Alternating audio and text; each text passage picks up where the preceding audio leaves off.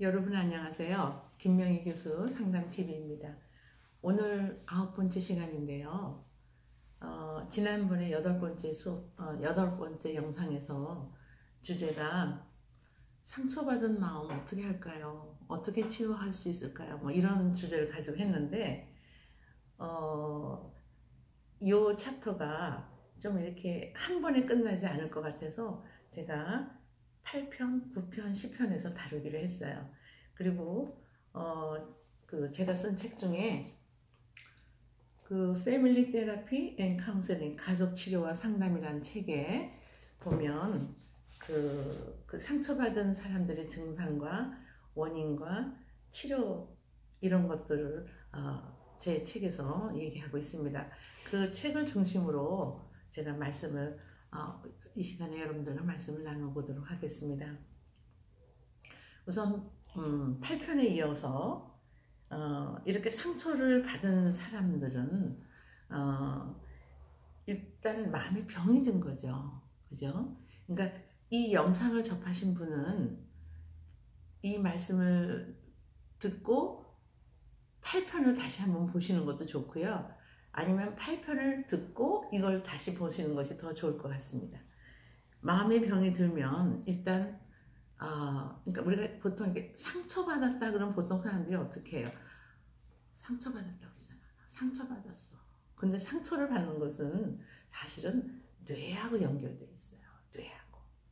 이제 거기에 대해서 지난 8편에서 다 말씀을 드렸으니까 오늘은 이제 같은 얘기 반복하지 않고 이제 마음의 병이 들면 이 신체가 영향을 받아요. 그리고 또 인간의 어떤 행동에도 영향을 주죠. 물론 부정적인 영향을 주겠죠. 그래서 이렇게 그 어린 시절에 이렇게 그 다양한 학대의 경험이 있는 아이들, 그러니까 뭐 정신적인 정서적인 학대, 또 심리나 정신적인 학대, 또 언어적인 학대, 그 다음에 이제 부모님들이 바빠서 이렇게 방임한 그런 경우에는 우리가 또 방임의 학대 또는 뭐 다양한 학대들이 있는데 이런 또 외국에서 공부하는 이런 그러니까 교포 자녀들 또 이렇게 인종차별적인 학대 이런 것이 다 트라우마죠. 이런 거 다 트라우마고 이런 학대에서 비롯되고 또 다른 학대를 이렇게 동반하게 됩니다.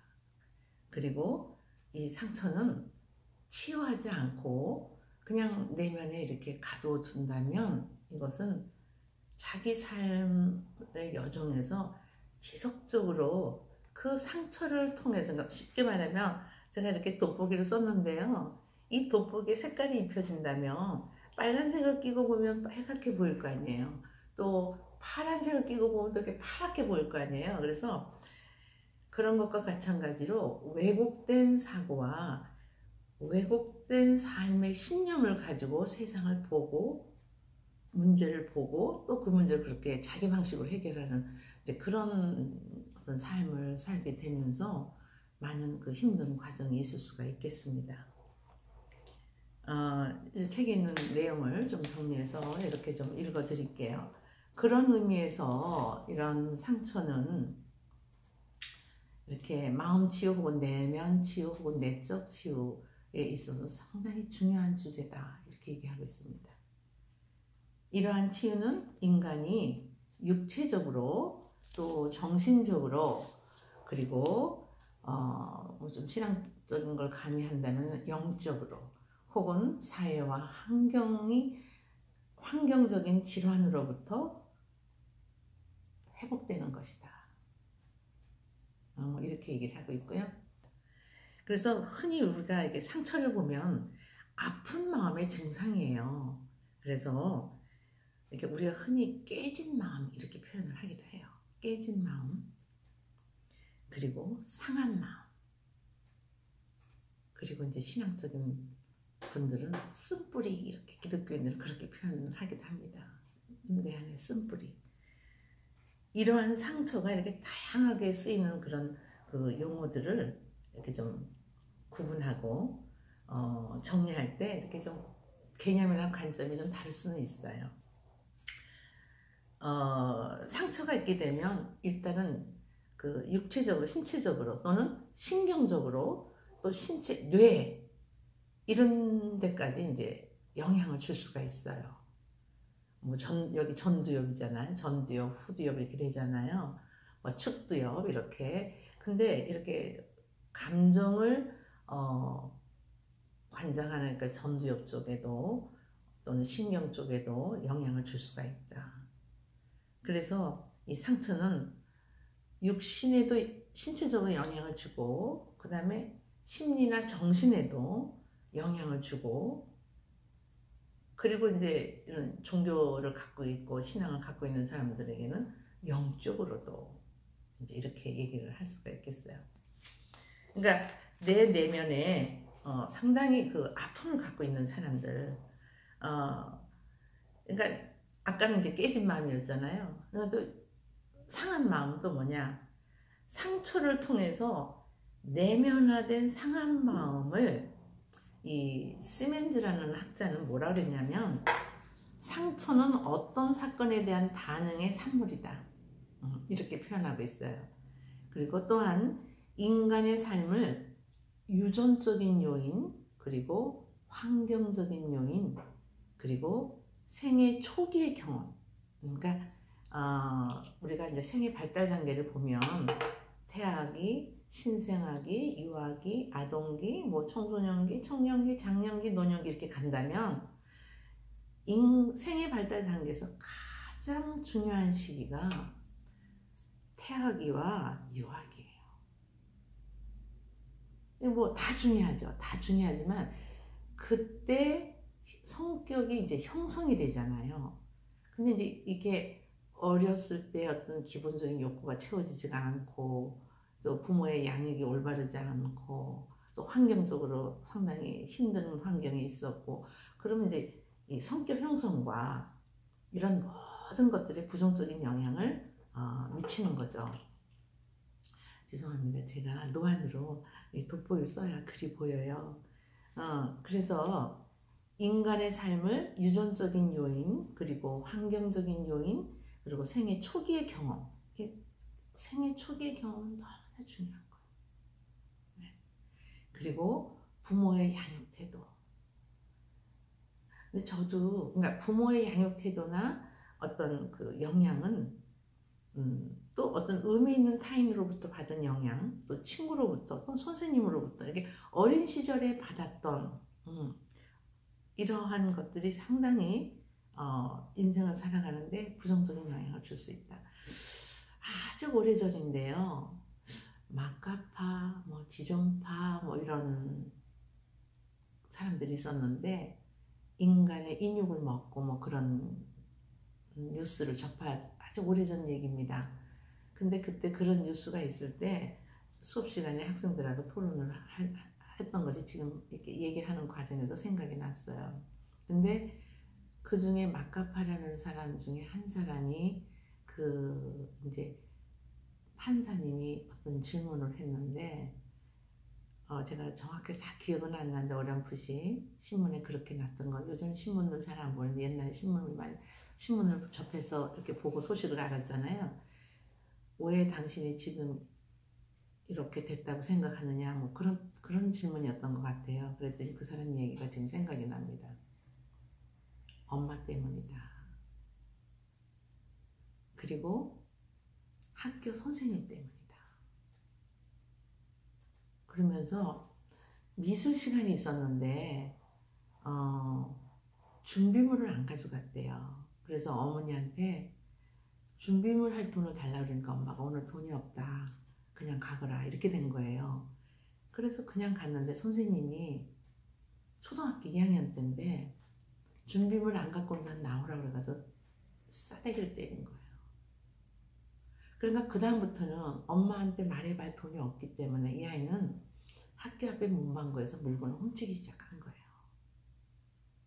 그러면서 그 판사님한테 신문에 난 내용이 그거였어요.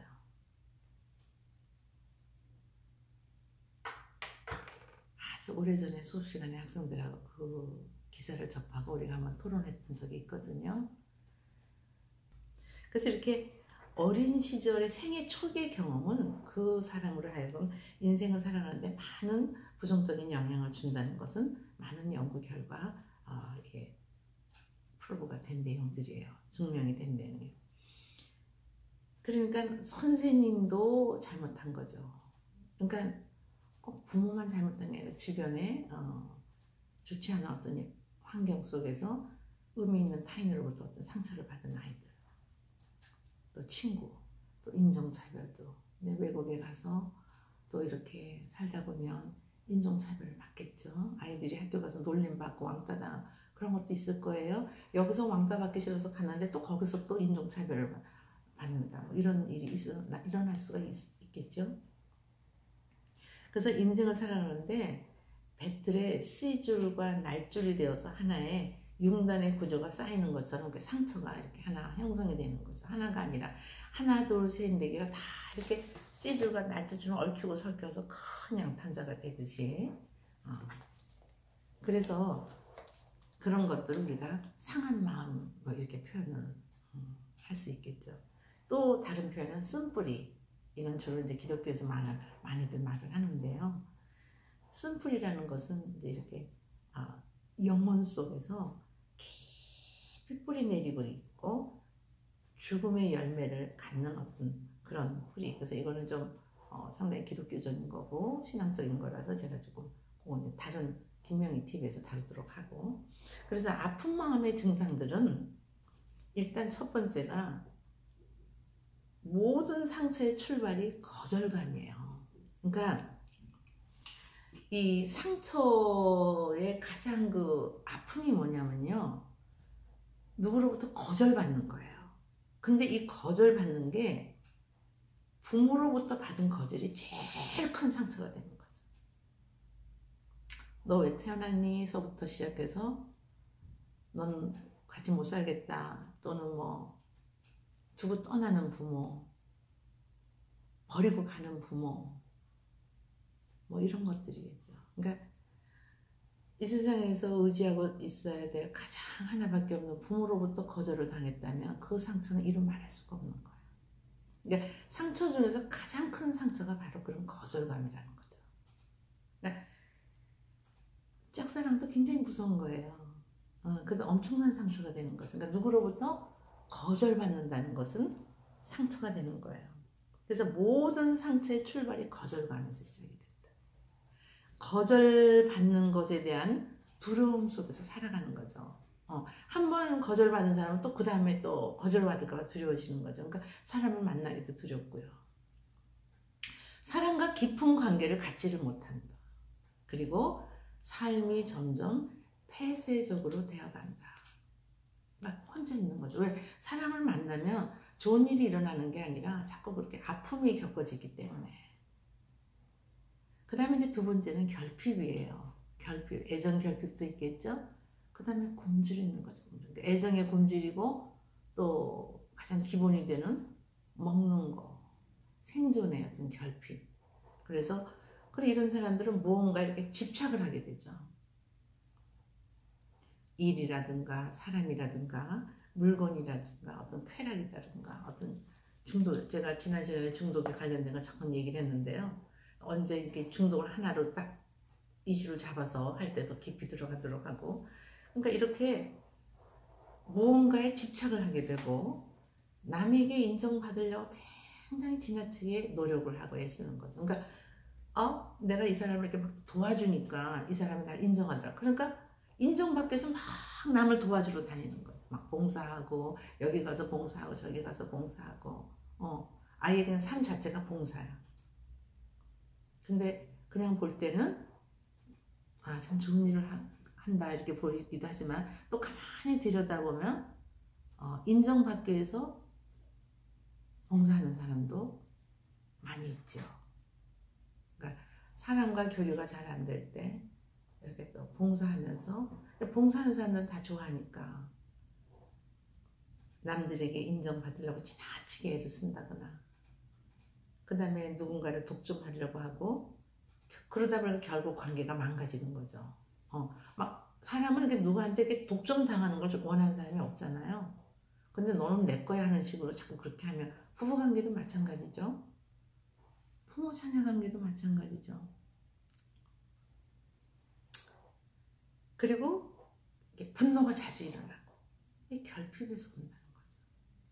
누군가로부터 충분한 인정을 받고 누군가로부터 충분한 사랑을 받고 애정을 받고 자기 존재감에 대해서 자기 스스로가 이렇게 높은 자존감을 갖고 있다면 이런 결핍의 어떤 굶주림에 대한 그런 어떤 아픔은 없을 거예요. 그 다음에는 이제 분노입니다.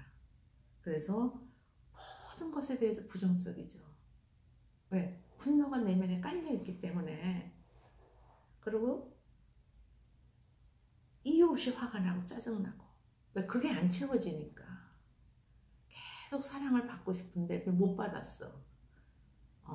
근데 또 어떤 사람은 사랑을 못 받은 게 아니라 스스로가 박차고 나가서 사랑을 피해서 사는 사람도 있을 수는 있어요. 자기 중심적으로 자기 멋대로 살겠다고 나가서 살아보니 자녀들 중에도 그런 자녀가 있을 수 있겠죠. 부모가 싫고 환경이 싫어서 집을 나갔어요. 그래서 혼자 수년간 살아갔지만 힘들죠. 정글 out there. 집을 떠나서 모든 것은 정글과 같죠. 그러니까 많은 상처를 또 받게 되겠죠. 사람으로부터 거절감도 받게 될 거고 속임도 당할 거고 그러면서 상처는 계속 쌓여질 것이고 사람이 두렵고 무서워질 것이고 그러니 그런 것들이 이제 분노로 나타나는데 그 분노가 가장 가까운 가족에게 나타날 수가 있죠. 그리고 모든 것에 부정적이고 이유 없이 화가 나고 화가 한번 나면 통제가 안 돼요. 왜냐면 깊이 뿌리 속에 있던 것들이 그냥 한꺼번에 올라와서 줄줄이 올라오는 거죠. 부모가 꼭 잘못해서가 아니라 부모가 싫어서 힘들다고 이제 집을 떠나는 자녀도 있을 수 있겠죠. 그러면 자기가 밖에 나가서 겪었던 모든 아픔들이 부모 때문이야. 이렇게 생각할 수도 있겠죠. 그러니까 그 감정이 부모를 보면 이렇게 확 또 투사가 될 수도 있죠. 부모 입장에서는 너무너무 사랑하고 돌보려고 했지만 그걸 뿌리치고 나갔을 때 그런 경우도 있겠죠. 속으로 화를 억압하면 좀 불안해지고 두려움이 오고 내가 앞으로 어떻게 살지 뭐 이런 거죠.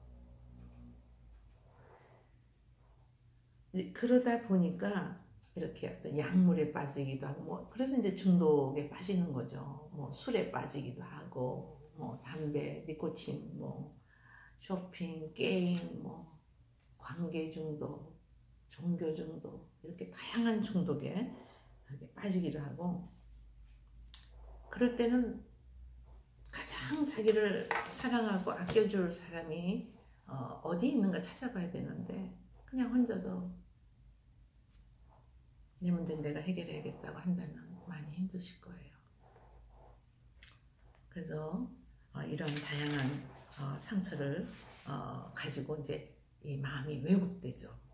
어떻게 왜곡되냐면은 제 책을 좀 정리해서 읽어드릴게요. 일단 열등감 갖게 됩니다. 그러니까 상한 마음의 증상이에요. 열등감은. 그리고 자존감이 낮아져. 그러니까 자존감이 낮아진다는 건 뭐냐면 매사에 자존심이 없어진다는 거죠. 그리고 낮은 자존감은 나의 역량, 어떤 잠재적으로 있는 나의 어떤 능력들이 그냥 사장돼 버리는 거죠. 자기가 그렇게 능력이 있고 멋진 사람이라는 거를 그냥 잊어버리는 거죠. 그래서 이 낮은 자존감은 인생의 목표도 이상도 꿈도 그냥 파괴시켜버리는 거죠. 대인관계도 망가뜨리고 그리고 낮은 자존감은 또 이렇게 신앙적으로도 거부하게 되고 그리고 어디를 가서 어떤 일을 해도 그걸 끝까지 해내지를 못해요. 그리고 그리고 늘 불안하고 두렵고 그리고 죄의식을 느끼게 되고 그러면서 약간의 완벽주의적인 성향도 생기고 지나치게 희생과 봉사를 하려고 그러고 그렇게까지 안 해도 되는데 자기 개발을 위해서 시간을 투자해야 될 시간에 그냥 가서 막 봉사하고 희생하고 헌신하고 그러면서 또 그걸 위로 삼고 나는 이렇게 남을 위해서 희생하고 봉사하는 사람이야. 난 좋은 사람이야. 이렇게 또 생각할 수가 있겠죠. 그러면서 또 어떤 사람을 향해서는 정죄하고 잘못됐다고 지적하고 그래서 이러한 상처들의 원인들을 보면 아주 불행한 가정 환경 어린 시절에 아니면은 지나친 과잉보호 그다음에 어떤 조건적인 행위 그다음에 늘 비교당하면서 살았던 어떤 삶 뭐 이런 것들이 이러한 상처를 만든다라고 저는 제 책에서 말씀하고 있습니다. 다음 시간에 또 이어서 더 이 같은 상처에 관련된 내용을 가지고 여러분들을 찾아뵙도록 하겠습니다. 김명희 상담TV의 김명희 교수였습니다. 네, 사랑하고 축복합니다. 감사합니다.